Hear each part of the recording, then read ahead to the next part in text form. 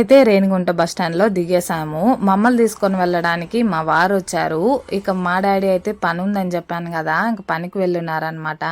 ఇక మేము వచ్చి రాగానే మా చిక్కిగాడైతే మమ్మల్ని చూసేసి ఒక 10 సంవత్సరాలు చూస్తే ఎలా ఎగ్జైట్మెంట్ అవుతాడో అలా అవుతున్నాడు. ఇంతలో మా చిన్నది వచ్చింది, పిన్ని అనుకుంటూ. ఇక మన పెట్స్ దగ్గర అన్కండిషనల్ లవ్ అనమాట. అసలు అది మనం ఎంత డబ్బులు ఇచ్చినా కొనలేనిది. ఇంకా ఎంతమంది పెట్ లవర్స్ దీన్ని అగ్రీ చేస్తారు అనేది నా కామెంట్ సెక్షన్లో కామెంట్ చేయండి.